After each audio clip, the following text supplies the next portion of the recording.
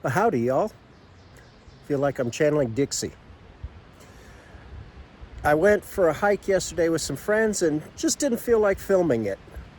I've got a big hike coming up and I wanted to share with y'all the plan and specifically the gear. So let's take a look and see what I'm bringing with me so that I can finally succeed at a Pemi Loop.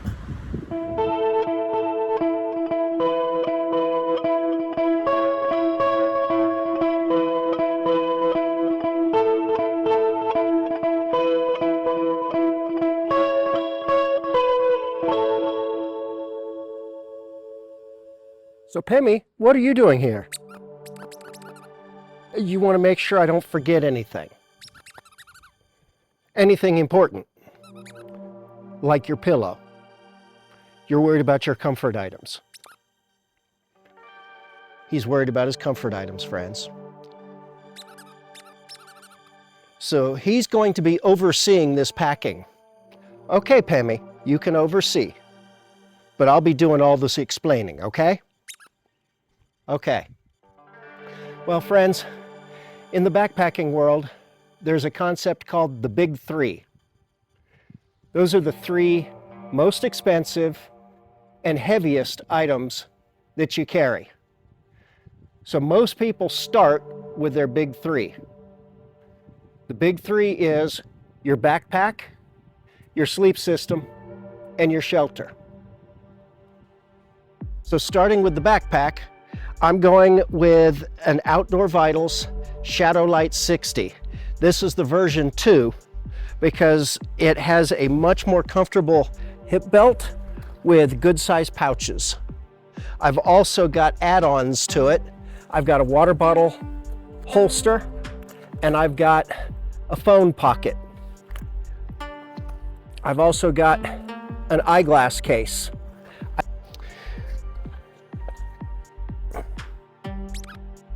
Pemi says good. So very few backpacks are waterproof anymore. So what most backpackers do is they put a waterproof layer inside the pack. Now that doesn't keep the outside of the pack dry, but it does keep the items that you're putting in it dry. And that's what's important. So I use a trash compactor bag. There are lighter options, but the trash compactor bag is more durable and, to be honest, cheaper. So that's what I go with. Hello, Mr. Bumblebee. I got a friend join me. The next item is also from Outdoor Vitals. It is my quilt and underquilt. Now, as a hammock camper, I don't use an air mattress underneath me. I use an underquilt. Think of it as a sleeping bag system that's been cut in half. The top goes over you, the bottom goes under you. And because it's under you but hanging on the bottom of the hammock, it doesn't compress, therefore it insulates you. The rule of thumb is you always want a sleep system that's at least 10 degrees colder rated than what you expect it to be. Our temperatures are supposed to be in the low 40s, maybe upper 30s at night, and this sleep system is rated for 30 degrees. So it's a little bit less than I would like, but it weighs less than my 15 degree. And I've found if I get into a sleep system that's too overrated, I can't sleep because I wake up sweating in the middle of the night. So I'm going with an Outdoor Vitals. I do like Outdoor Vitals, by the way. I'm not sponsored, but I think they have good equipment and it has always worked very well for me. So let's put this in the backpack.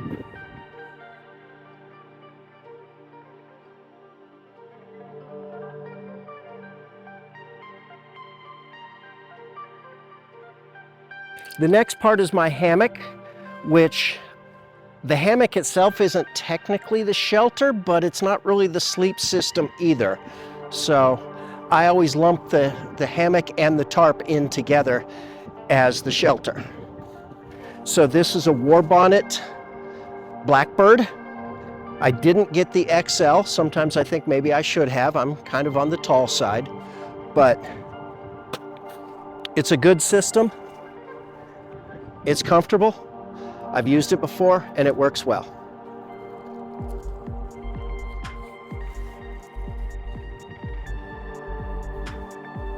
So over top of the hammock, you have a tarp. The goal of the tarp is to keep you dry when you're sleeping in the hammock. That's incredibly important because the quilts are down, and a down quilt will, if it gets wet, it does not work very well. Now that particular quilt is hydrophobic down, which means it kind of repels water, but we're looking at having some reasonably serious rain, so I definitely want to make sure that I can stay dry. So the tarp is inside what is called a snake skin. So I connect this to a tree, I connect the other end to a tree, and then I roll the snake skin to one side. That makes it easier to break down and to pick back up. In addition, I've got this little bag here.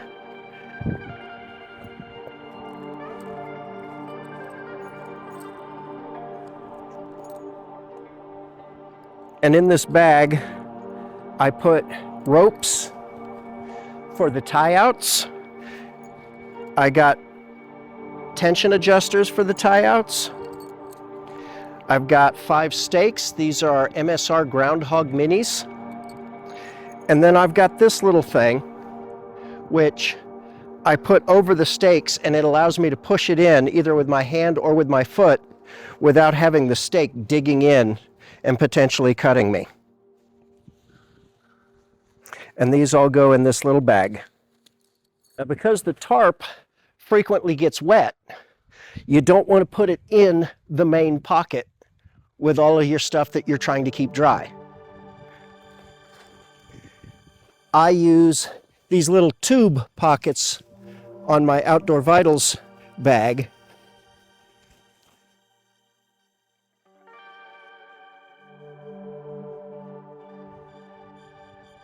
And that's my big 3. What do you think, Pemi? Where's your sleeping bag? You can cuddle with me, okay? I actually usually hang him from the ridge line of my hammock so that he's right where I can find him in the middle of the night, because I would hate to lose you. He said, "You're right, you would hate to lose me." What an ego. So the next thing is clothes. I'm wearing most of it already. I will be using different shoes and socks, but for the most part, what I'm wearing is what I'm gonna hike in.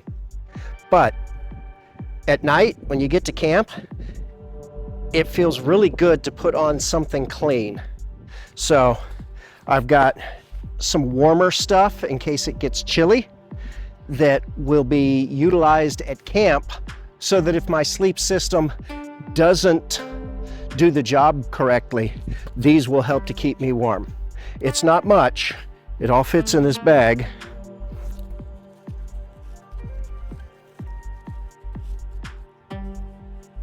And this is a puffy coat. It zips up into its own pocket. This can double as a pillow, or it just compresses really well. So this goes inside the trash compactor bag as well. The temperature is supposed to get down into the upper 30s, so I thought I might want a pair of gloves. So I'm bringing these. These are not my big winter gloves. These are thin wool gloves, but I've found that they really do a good job of just keeping me warm enough. But because they're so small, I'm going to put them in my right hip belt pocket where I put all my gear. As I said, it's supposed to rain some, and so these are a pair of rain pants. I'm going to keep these on the outside of the pack. That way, number one, they're not bringing water into the interior, but number two, they're easily accessible should I need to put them on during the day.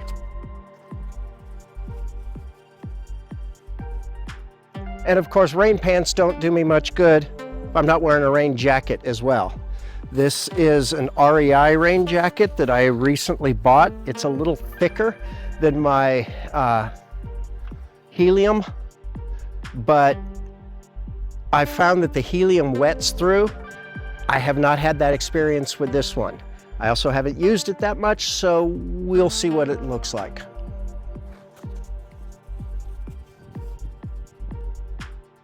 So now let's talk about electronics. I've got to get video for you guys, so I'm going to be carrying my phone, which is what's taking this video. I'm also going to be taking my Osmo Action Cam and a head mount, because there's a section where I expect to need my hands, and this will allow me to get video while my hands are otherwise occupied.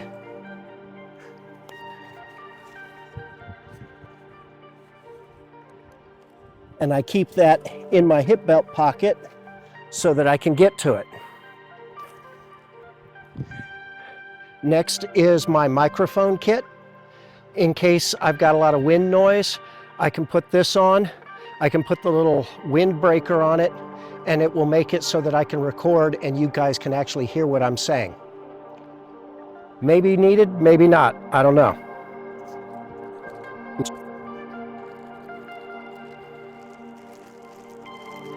Because this is going on the outside pouch, I have a second layer of waterproofing to protect the electronics.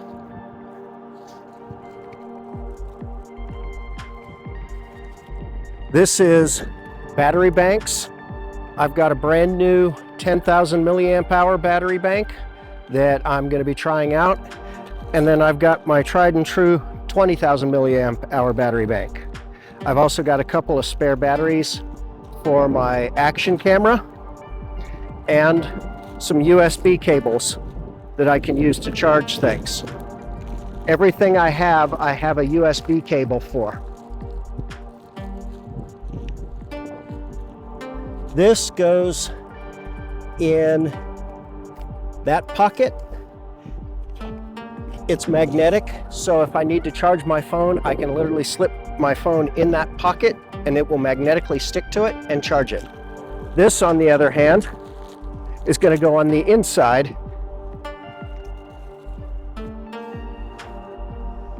Last two pieces of electronics, my Garmin InReach Mini and my Nightcore, I think it's an NU35. Excuse me, it's the NU25UL. I kind of upgraded on this one. I really like it because the cord glows in the dark. So it makes it easy to find your headlamp when you don't have your headlamp.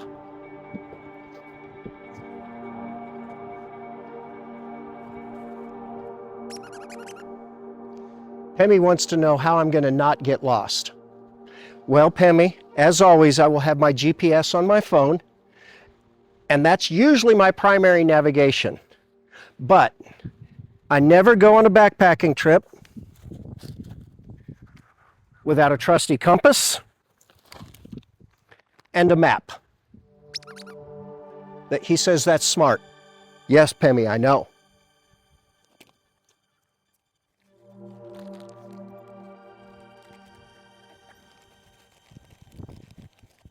I also have a knife. I carry this one either on a lanyard around my neck, attached to the shoulder of my backpack, or because this backpack doesn't have a good place to attach it on the shoulder, I keep it in my hip belt pocket where it's right where I can access it quickly. This one is a multi-tool, so if I have to do gear repairs or something, I've got this. But it's also got a knife and a screwdriver and some other things.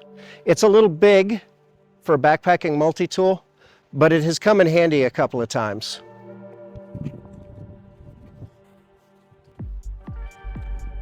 Of course, you should always go backpacking with a first aid kit. You should never go on a hike without one, whether it's a small one or not.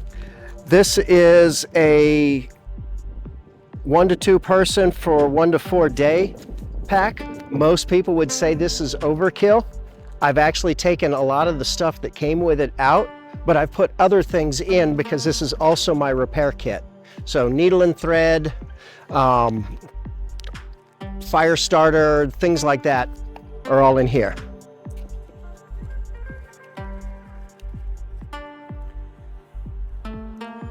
Now this one, a lot of people may be saying, why are you bringing those? I mean, it's Memorial Day weekend. Why in the world would you need to bring spikes? Well, up in the Whites, the monorails are still up there.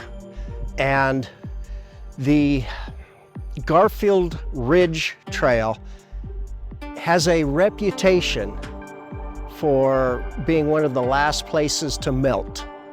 So spikes to get up that really steep section of trail.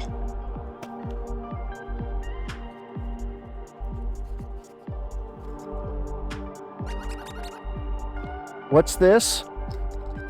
Well, this is my poop kit. Believe it or not, I have a week's worth of toilet paper in that little bag and the little shovel to dig a hole. Yes, I know moose don't bother to bury their poop, but we humans have to. Leave no trace after all. Pemi says that's good. He doesn't want to smell my poop. Thankfully, the campsites we're staying at all have privies. So this should just be going for a ride. But like your first aid kit, you should always have it. Okay, let's talk about food and water for a moment. So first of all, this is my cook kit. I will just be boiling water, so I'm not bringing a fancy cook kit. It's just a burner that attaches to this. It sits on the fuel can. It does the job.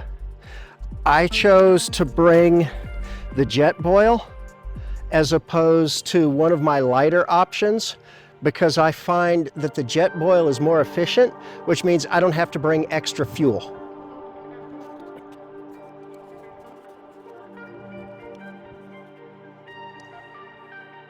And this is a water filtration kit. I fill this bladder up, I filter it through this filter, and the water is safe to drink.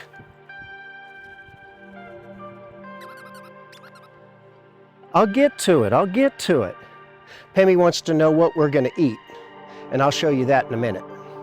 Last couple of odds and ends. This little carabiner. It's got a thermometer, a compass, magnifying glass, and a whistle, which is important because this backpack does not come with a sternum strap whistle for some strange reason. Don't ask me why they chose not to do that. So I just clip this onto my pack. If I need to blow my nose or wipe sweat, I got a pack to do it. So bug net for my head.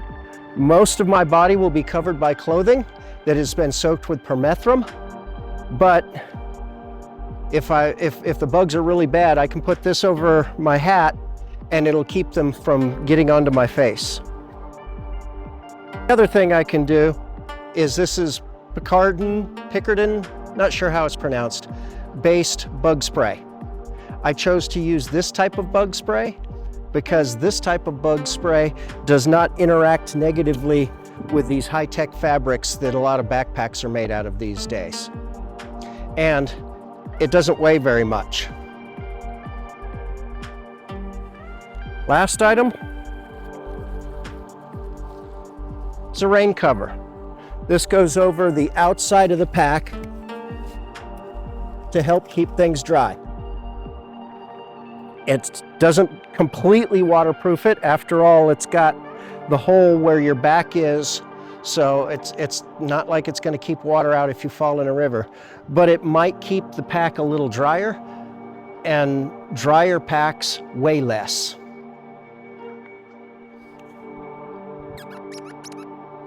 Food. Okay, food is next. This is my basic snack loadout for the day. I've got an energy gel, an energy waffle, a Cliff Bar, some energy chews, got some extra energy beans. I haven't tried those yet, but they've got caffeine in them, so they should do the trick. Also got some electrolyte powder, a couple of Slim Jims, some peanut butter and dark chocolate trail mix, and then the Welch's fruit snacks there. Those are kind of my go-to for treating myself at the summit. Now this is 1 day's worth, and that's going to go in the hip belt pocket on the left side of my pack. My basic loadout for water is 2.7 liters. I may skimp on that on days where I know there's a good reliable water source partway through, like day 2. For breakfast, I've got instant coffee and oatmeal, and then along with the instant coffee, I've got Carnation instant breakfast mix. This bag here is the snacks for the rest of the days that I'm going to be out there. And then you can see I've got 4 dinners, even though I'm only going to be out there 3 nights, because you always want a little extra. And you can see these are anywhere from, I think the lowest is 530 calories to 620. So my calorie count for each day is anywhere from 2,000 to 2,200, and I've broken it down so that on the days when I need the calories the most, that's what I'm having for dinner. So now for the part everybody's been waiting for, the weight. This bag contains all of the food that's not going to be in my hip belt pocket. So this food bag, let's see how much that weighs.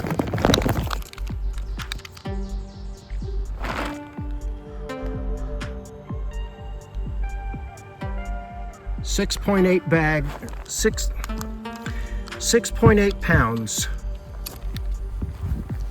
So, and of course you can see I've got my fuel canister over here, because food, water, and fuel are considered consumables and are not part of your base weight. Now there is one other thing that I need to put on this pack before I weigh it.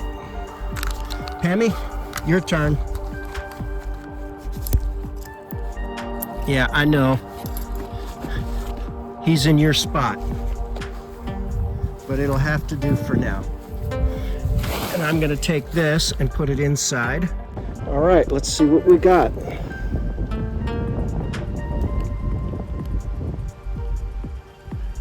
Just a hair under 21 pounds. So my base weight is 20.8. Now let's put everything else in and let's see what my pack weight's gonna be. Okay, here's the moment of truth. Snacks, water, everything. Full loadout. 34.5 pounds. So that's it, friends. 34.5 pounds total weight at the start. As I mentioned, sometimes I can skimp on water if I know there's going to be a resupply. Day 2 will probably be like that. Rather than carrying the full 2.7, I'll probably just carry 1.7 because I know I can top off when I get to the Gale Head hut. But they say the 3rd time's the charm. In this case, it's going to be my 4th time. Wish me luck. Until next time, chase your dreams, challenge your limits, and choose joy. Azimuth out.